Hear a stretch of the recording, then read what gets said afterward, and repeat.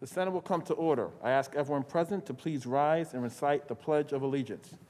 I pledge allegiance to the flag of the United States of America and to the republic for which it stands, one nation, under God, indivisible, with liberty and justice for all.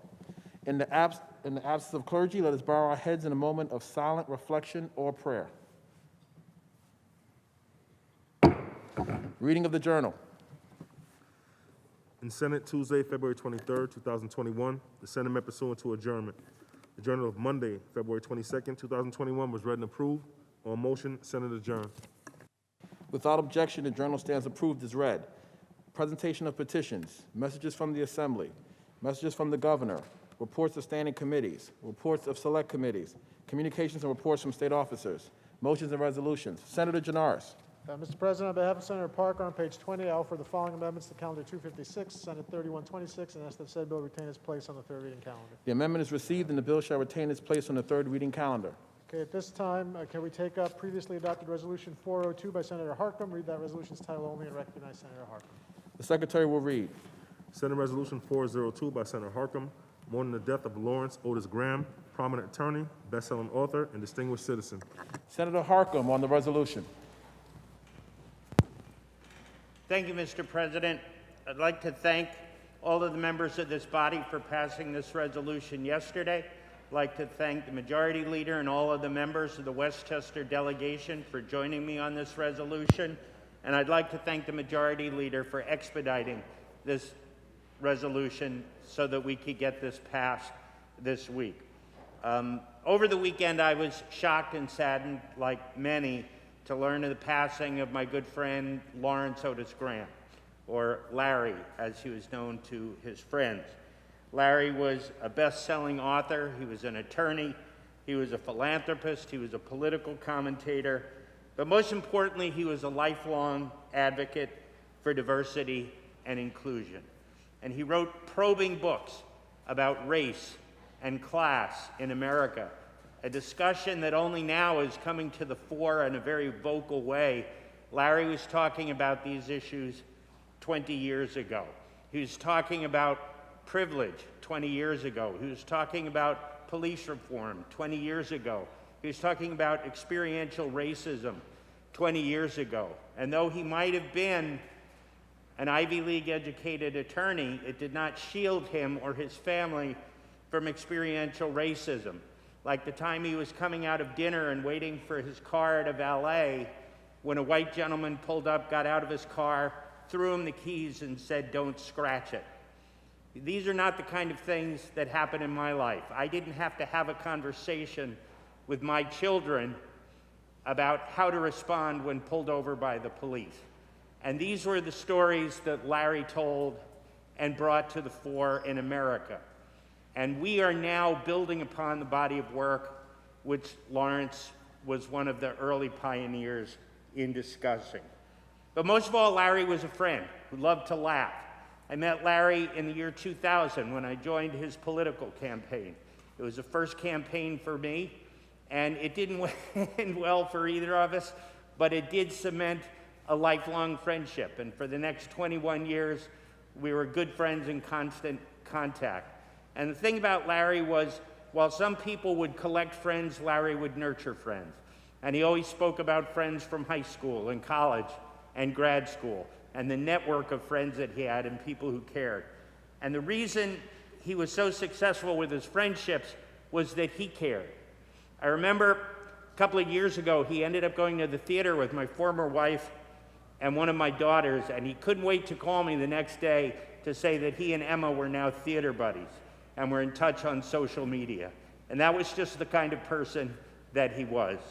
But mostly Larry was a husband and a father, and his family meant everything to him. His dear wife Pamela, his children Gordon, Heather, and Lindsay were everything to him. And so we are saddened that Larry was taken from us too soon, but I am so grateful to this body for passing this resolution to memorialize his life, his work, and his family. Thank you, Mr. President. The resolution was previously adopted on February 23rd. Senator Janaris. Can we now move to previously adopted Resolution 398 by Senator Cooney? Read that resolution's title only and recognize Senator Cooney. Secretary will read. Senate Resolution 398 by Senator Cooney, mourning the death of I.C. Shaw, local telecom businessman, well-known humanitarian, and distinguished member of his community. Senator Cooney on the resolution. Thank you, Mr. President. I rise to support today's resolution, which mourns the death of a great Rochesterian and a friend, I.C. Shaw. I.C. was a successful telecommunications entrepreneur, an innovator who started with a dream and just a small loan.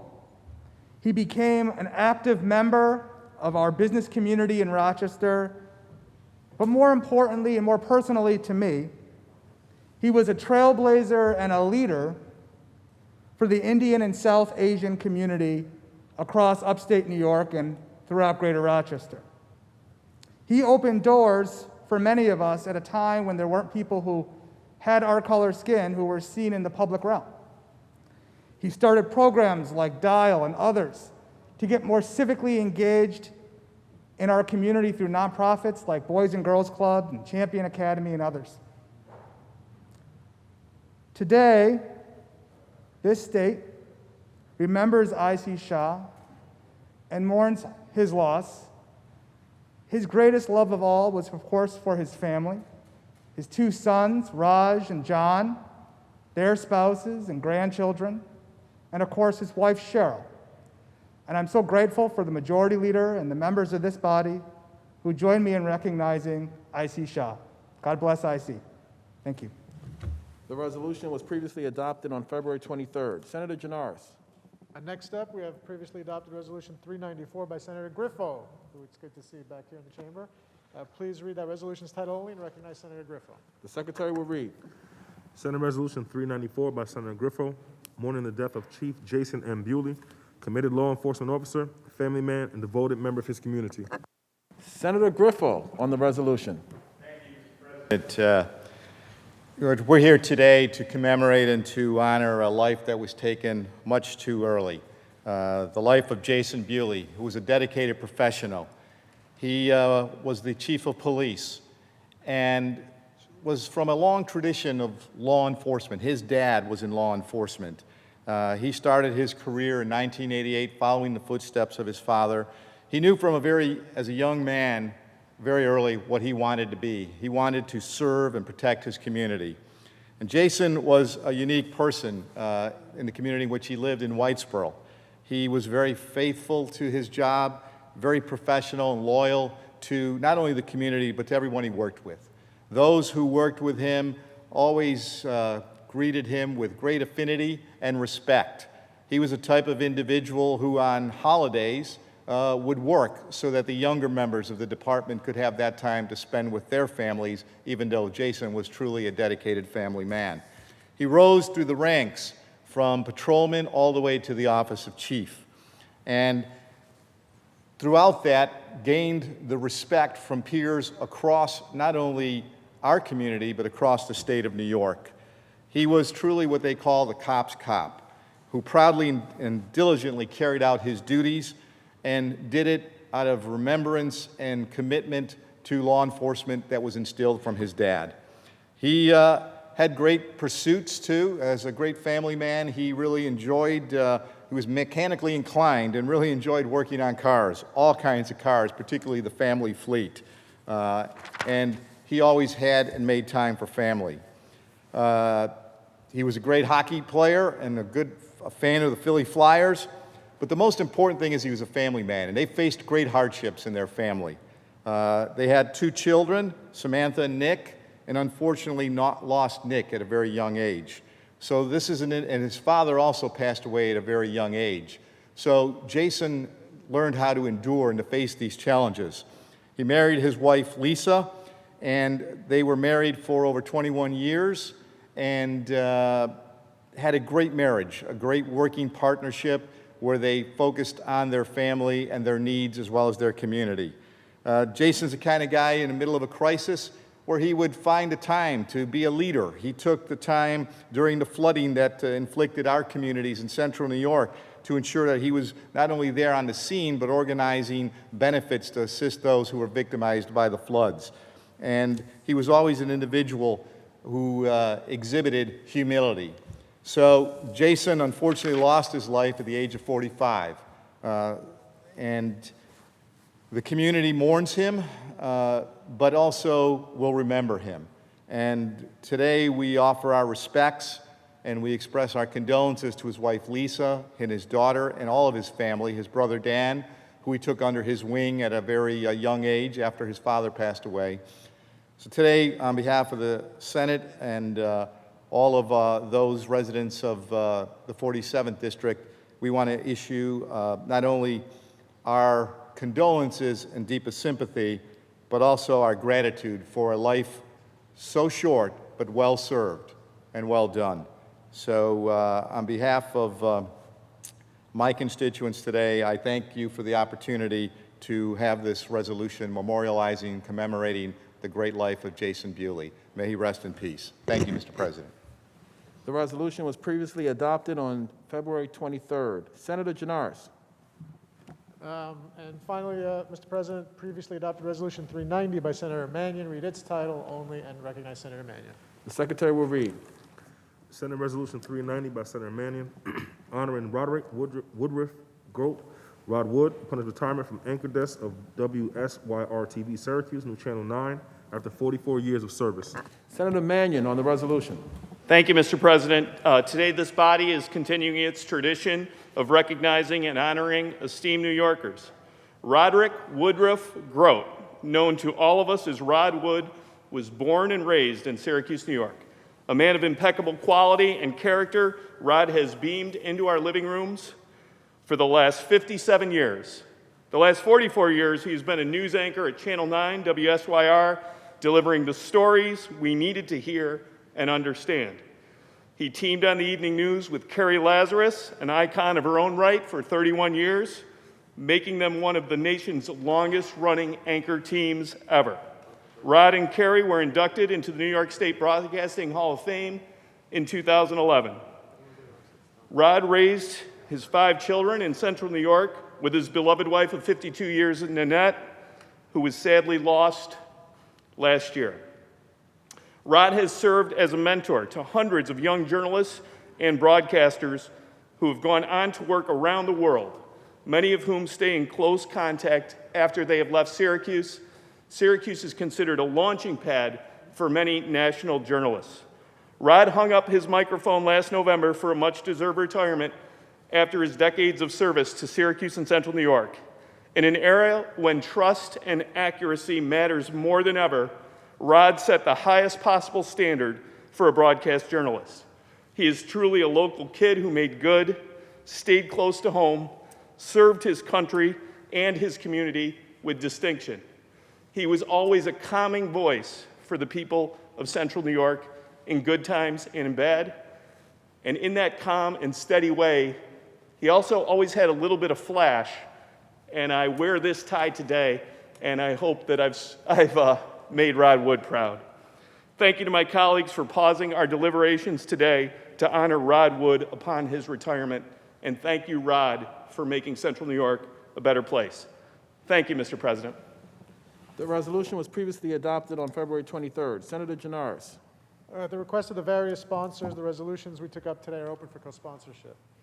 The resolutions are open for co-sponsorship. Should you choose not to be a co-sponsor of the resolutions, please notify the desk. Senator Janaris. Let's take up the reading of the calendar, Mr. The President. Secretary will read. Calendar number 106, Senate Print 646B by Senator Sanders. An act to direct the New York State Department of Health to conduct a study on the incidences of asthma. Read the last section. Section 3, this act will take effect immediately. Call the roll. Adabo, Gianaris, Kruger, Ort, Stewart, Cousins, White. Announce the results. Ayes 63. The bill is passed. Calendar number 165, Senate Print 1466 by Senator Breslin. An act to amend the general municipal law. Read the last section. Section 6, this act will take effect on the 90th day of the shall become a law. Call the roll. Adabo, Gianaris, Kruger, Ort, Stewart, Cousins, White. Announce the results. Ayes 63. The bill is passed. Calendar number 174, Senate Print 1477A by Senator Kruger. An act to amend the penal law. Read the last section. Section 2, this act shall take effect on the 1st of November. Call the roll. Adabo, Gianaris, Kruger, Ort, Stewart Cousins, White. Announce the results. In relation to calendar 174, voted in the negative, Senator Salazar. Ayes 62, nays 1. The bill is passed. Calendar number 269, Senate Print 1426 by Senator Serrano, an act to amend the general city law. Read the last section. Section 3, this act shall take effect on the 30th day and shall become a law. Call the roll. Adabo, Gianaris, Kruger, Ort, Stewart Cousins, White. Announce the results. In relation to calendar 269, voted in the negative, Senator O'Mara. Ayes 62, nays 1. The bill is passed. Calendar number 284, Senate Print 2925 by Senator Kennedy, an act to amend the vehicle and traffic law. Read the last section. Section 2, this act shall take effect on the 30th day and shall become a law. Call the roll. Adabo, Gianaris, Kruger, Ort, Stewart Cousins, White. Announce the results. Ayes 63. The bill is passed. Calendar number 285, Senate Print 952 by Senator Gorin, an act to amend the Volunteer Firefighters Benefit Law and the Voluntary Ambulance Workers Benefit Law. Read the last section. Section 3, this act shall take effect immediately. Call the roll. Adabo, Gianaris, Kruger, Ort, Stewart Cousins, White. Announce the results. Ayes 63. The bill is passed. Calendar number 339, Senate Print 4341 by Senator Kaminsky, an act to amend the Environmental Conservation Law. Read the last section. Section 2, this act shall take effect immediately. Call the roll. Adabo, Gianaris, Kruger, Ort, Stewart Cousins, White. Announce the results. In relation to calendar 339, voted in the negative, Senator Skoufis. Ayes 62, nays 1. The bill is passed. Calendar number 349, Senate Print 1162A by Senator Kennedy, an act requiring the Department of Health to provide written public updates to the draft New York State's COVID-19 vaccination program. Lay it aside. Calendar number 364, Senate Print 3293 by Senator Ramos, an act to amend Chapter 461 of the laws of 2017. Read the last section. Section 2, this act shall take effect immediately. Call the roll. Adabo, Gianaris, Kruger, Ort, Stewart Cousins, White. Announce the results. Ayes 63. The bill is passed. Calendar number 368, Senate Print 830B by Senator Comrie, an act to amend the election law, the criminal procedure law, the executive law, and the correction law. Read the last section. Section 13, this act shall take effect immediately. Call the roll. Adabo, Gianaris, Kruger, Ort, Stewart Cousins, White. Senator Ryan to explain his vote. Thank you, Mr. President, for giving me the opportunity to explain my vote. The rules governing parolee voting in New York State make no sense, and they've made no sense for a long time. You know, here's how it works in the real world. Two people plead guilty to a felony DWI. One is on parole, one is on probation. The person on parole cannot vote. The person on probation is allowed to vote. Same crime, both live in the community, both have jobs, both pay taxes, but one is denied their right to enfranchisement. Makes no sense, it solves no problem, and it has to change. Right now, there's 34,000 New Yorkers in this category for no apparent reason. It's time that we fix it, and time to fix it is now. Since 1776, the story of American voting rights has been who's allowed in the club and who's not allowed in the club. We all know the history, and it's not too good. But as we are advancing voting rights right now in New York State, and we are expanding enfranchisement, other states are doing just the opposite. They're rolling back the rights to enfranchisement, and they're trying to prevent people from voting. New York's on the right path on this one, and I withdraw my request, and I vote in the affirmative, Mr. President. Senator Ryan to be recorded in the affirmative. Senator Cooney to explain his vote. Thank you, Mr. President. I rise in support of this legislation very strongly, and I want to share a story about one of my constituents who lives in the 56th District of New York, Jaleel Montakim. Jaleel spent 50 years in prison. He completed his time required by the state. He should not now be punished for exercising his most basic civil liberty, which is the right to vote. However, that is not the case. He was charged with a crime for casting a vote or for registering to do so. If this bill were a law right now, we would not be having this conversation. Jaleel would not be facing prosecution. Jaleel would not be in fear of getting his life back on track. He's a mentor. He's a community leader. He's an inspiration for so many who seek to better themselves when in the prison system. We cannot continue to punish those who have made the mistakes in their past by denying their future participation in our civil society. We have to pass this bill. I strongly support it for Jaleel, but for so many others whose voices will not be heard in our democracy. Thank you. Senator Cooney to be recorded in the affirmative. Announce the results. In relation to calendar 368, those senators voted in the negative are Senators Akshar, Borrello, Boyle, Gallivan, Griffo, Helming, Jordan, Lanza, Martucci, Matera, Oberacker, O'Mara, Ort, Palumbo, Rath, Ritchie, Sereno, Steck, Tedisco, and White. Ayes 43, nays 20. The bill is passed. Senator Janaris, that completes the reading of today's calendar. Can we now move to the controversial calendar, please? The secretary will ring the bell. The secretary will read. Calendar number 349, Senate Print 1162A by Senator Kennedy, an act requiring the Department of Health to provide written public updates to the draft New York State's COVID-19 vaccination program plan. Senator Lanza, why do you rise? Mr. President, I believe there's an amendment at the desk. I waive the reading of that amendment and ask that you recognize Senator Griffo to be heard. Thank you, Senator Lanza. Upon review of the amendment in accordance with Rule 6, Section 4B, I rule it non-germane and out of order at this time. Appeal the ruling of the chair and ask that you recognize Senator Griffo. The appeal has been made and recognized, and Senator Griffo may be heard. Thank you, Mr. President. I appreciate the opportunity to be heard, and I would argue that the amendment before this good bill is germane because the bill essentially requires the Department of Health to provide written information and to the programs and policies that are now in place from COVID-19 and allowing the legislature and the public to receive that information. So the presentation of and sharing of information is so critical to all of us doing our job.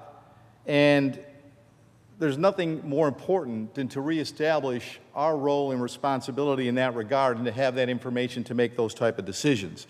So I believe that the amendment is germane based upon that. And while we've seen the governor on TV regularly, in fact, his performances have earned him an Emmy, in contrast, conversations with legislators and with local officials are rare. And perhaps that could earn him a Razzie, because that type of communication and collaboration in developing policy is essential as we all serve the people of the state of New York. So, Mr. President, I hope maybe you will become enlightened from our points today and that you will surprise me with a ruling of germaneness on this subject, because I know I once stood where you are now and actually crafted the very language that we use in discussing the procedures of the House. But this bill is not only germane, but it speaks to the very process. And I know from conversations with my colleagues on both sides of the aisle here that there is a consensus, an appreciation, and an understanding that we have to reassert ourselves in the governance process. Sharing of information is essential, and that's what this bill does, and that's why this amendment continues to be relevant. I think all of us could understand and appreciate, as a former executive, that initially in a time of crisis, there is need for quick and prudent action when you face something such as the virus that was so uncertain and there was so much unknown. And it was a public health emergency. But I think we have transitioned now from that essential emergency to an ongoing public health crisis. And as a result of that, there is a role and responsibility for the various branches of this government to function in order to serve the people as best we can. And I know, again, from talking to my colleagues informally in conversations, that there is a willingness and an appreciation and actually a consensus that we need to do this. And as a result, we need to rein in what was once extraordinary powers granted now to allow us to function the way we should and could. It's been over a year, and I know that, as I said, speaking to members in this chamber, that there is a recognition and an acknowledgement that we're a co-equal branch of government, and that's the significance of the amendment, and as well as the bill in chief, providing information so that we can make informed decisions. There's never been a greater need, in my opinion, Mr. President, for checks and balances in our state government. Just take a look at the reports that we are receiving from independent elected officials that cite some of the problems and failed policies that have had an adverse impact upon the people of this state. Our Constitution establishes 3 co-equal branches of government, and it is imperative that we respect that separation of powers and that we ensure that we are undertaking our responsibility and undertaking our role as legislators. When that information is provided and given, then we should be an equal partner in making determinations and decisions as to what has to be done and should be done in the best interest of the people of this state. So this amendment is germane, Mr. President, because we have seen stonewalling by this executive. We have seen an unwillingness and a reluctance by the executive to provide the very information that this bill is now requiring that they do, that they give us that information so that we can undertake our role and responsibility. And I don't think it's to anybody's surprise when you see media accounts or the independent accounts of the Attorney General of the state of New York and others now that are showcasing that when you amass this type of power and it is granted and it is unchecked, it brings us into a dangerous situation relative to the enactment of policy when we must and should respect the very structure of our government.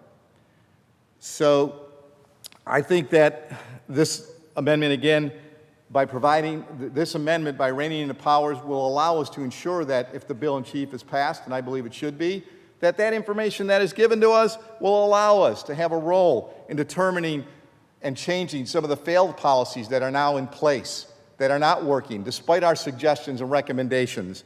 There is a reluctance on the part of the governor and the administration to take these things into consideration and to make it work. The only time we found out about some of these things was through a private meeting that was held. And that's shameful, in my opinion.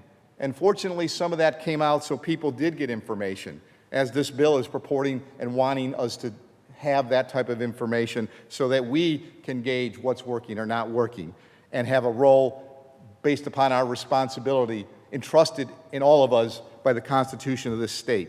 This shouldn't be about political survival. This should be about survival of the people that we all serve and represent. So I'm hopeful, Mr. President, that you'll reconsider, because this is the 17th time that this amendment has been brought forward. And we're saying the same things over and over because this is above politics. It's about policy. It's about what is best for all of the people we represent. We want to do our jobs on both sides of the aisle here. And it's important that we owe to the millions of people and to the thousands of grieving families that we do something, that we reassert ourselves in this process. I've always tried to be an advocate for reform. I believe in it. I mean, I truly believe in the balance of power, and I know that my colleagues here do likewise. We may lament court cases where they've given prior additional powers to the executive. We continue to chide that and to confront that, but we should not cede additional authority to the executive on a voluntary basis. And that starts with reclaiming ourselves by exercising a vote on this particular amendment, on the core subject that I believe there's consensus on, that we take this type of action, that we return government to the way it was originally structured and intended to function. When people ask now, well, if you get this information, what are you going to do with it? We're going to run the government the way it has run before. As I said, we have transitioned from an immediate emergency to a crisis, and it's still difficult and challenging. And we need to undertake that responsibility seriously. But I think we are all capable of working together collectively. Again, returning, when people say, how would you do it? Do it the way the Constitution structured it. We're structured in a certain way, and it's intended to function that way, and we can serve the people accordingly. So, Mr. President, I know that I think we need to regain this power. I know there are some of my colleagues that have actually discussed the outright stripping of that power.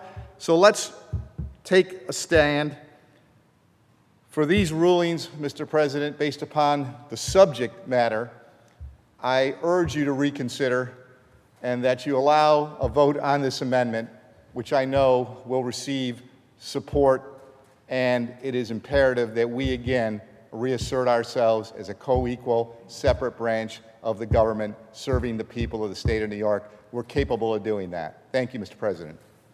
Thank you, Senator Griffo. I want to remind the House that the vote is on the procedures of the House and the ruling of the chair. Those in favor of overruling the chair signify by saying aye. Hands. Mr. President, much of what Senator Griffo said today is correct, but this amendment being germane is not one of them. So nevertheless, we've agreed to waive the showing of hands and record each member of the minority in the affirmative. Without objection, so ordered. Announce the results. Ayes 20. The ruling of the chair stands and the bill in chief is before the House. Are there any other senators wishing to be heard? Seeing and hearing none, debate is closed. The secretary will ring the bell. Read the last section. Section 2, this act shall take effect immediately. Call the roll. Addabbo, Janoris, Kruger, Ork, Stewart, Cousins, White. Senator Kennedy to explain his vote. Thank you, Mr. President. First of all, I want to thank Majority Leader Andrea Stewart-Cousins for bringing this very important bill to the floor here today. And I rise to explain my vote on this legislation and why it's so imperative that this legislation is enacted now more than ever here in the great state of New York. The majority of calls that come into my office, and I'm sure many of your offices and other government offices around the state, are from New Yorkers simply looking for answers. When can they be vaccinated? Who can get the vaccine? Where they can get the vaccine? And how they can sign up. We need a comprehensive, transparent approach to addressing this pandemic, and this bill that we pass here today will create just that.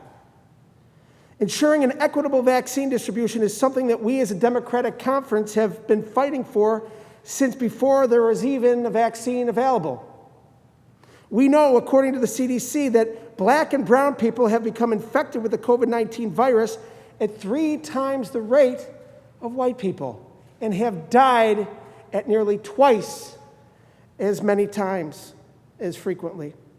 And we also know that this population is more likely to suffer from underlying health conditions, including diabetes and obesity, which raise the risk of hospitalization and death. Not only do these populations often have less access to health services, but they also have a documented history of receiving unequal care. Which is why we've been pushing for a strong, transparent distribution plan from the Department of Health since day one. And it's exactly why I'm pleased to see this bill move forward here today. This legislation we're passing today requires the Department of Health to establish a written, publicly available plan that focuses on the equitable distribution of the vaccine. A plan that is detailed, transparent, and perhaps most importantly, updated on a weekly basis and made available to the public, and it is easily accessible on the website. This bill provides a lot of flexibility to the state in how they're approaching these problems, but above all, it requires the state to be transparent in what they are doing. New Yorkers deserve clear and consistent communication throughout this next phase of the pandemic as the vaccine becomes more and more available. And this legislation will create an effective, centralized tool for the state to communicate to our constituents and to people as these simple questions arise. Time is of the essence, Mr. President, and in truth, we needed this done yesterday. We needed it months ago as we prepared to roll out the vaccine in the first phases to our frontline workers. And while we cannot rewrite history, we can choose how we shape our way forward. And it's our duty as legislators to ensure that the constituents we represent are receiving up-to-date information on how they can take steps to protect themselves and their families as we enter into the next phase on the road to recovery. With that, Mr. President, I vote aye. Thank you very much. Senator Kennedy to be recorded in the affirmative. Senator Lanza to explain his vote. Thank you, Mr. President. To explain my vote, first of all, I want to thank Senator Kennedy. This truly is a good piece of legislation. It's timely, it's necessary, and it does what I think the people really want most during this pandemic. It says that we deserve to know what's happening as New Yorkers, and quite frankly, we don't. I have a further question along the lines of the topic being addressed by this legislation. Where are the vaccines? Senator Kennedy said it right. Every day we receive calls from our constituents, 80-year-olds, 90-year-olds, people with comorbidities, begging, pleading, asking, where can I get a vaccine? And every single day, our offices have to say, sadly, New York State is doing a poor job. The health department of this state obviously did not have a plan. Perhaps, and that's proven by the fact that New York is at the bottom of the list in the country. Among the 50 states, we're at the very bottom of the list in terms of getting vaccines into the arms of our constituents, into the arms of New Yorkers. You know, Dr. Zucker has been good at dodging questions, and I hear now that maybe he'll be presenting himself to face some questions tomorrow. Hopefully that's true. But this is a question on the mind of, I think, all New Yorkers. Why weren't you ready? Why didn't you have a plan? Perhaps it's because when President Trump announced the Warp Speed Initiative, promising the American people that there would be vaccines at the end of 2020, perhaps he listened to Dr. Fauci, who said that was impossible and that we wouldn't see vaccines until July or August of 2021. Perhaps it was because he was embroiled in the want to watch my words here. Perhaps it was because he was too busy lying to New Yorkers about what was really happening with the pandemic. I think those words are accurate. He was lying to the people of our state. So, Senator Kennedy, right on. This is good legislation. This is the beginning of getting this state on the proper footing in terms of the taxpayers, the people, our citizens, knowing exactly what it is that their government is doing and exactly what it is that their government is not doing. But again, I ask the question for all of us. Where are the vaccines, Dr. Zucker? Where are they? Thank you, Senator Kennedy. Thank you, Mr. President. I vote aye. Senator Lanza, to be recorded in the affirmative, announce the results. Aye, 63. The bill is passed. Senator Janaris, that completes the reading of the controversial calendar. Is there any further business at the desk? There is no further business at the desk. I move to adjourn until Monday, March 1st at 3 p.m., intervening days being legislative days. On motion, the Senate stands adjourned until Monday, March 1st at 3 p.m., intervening days being legislative days.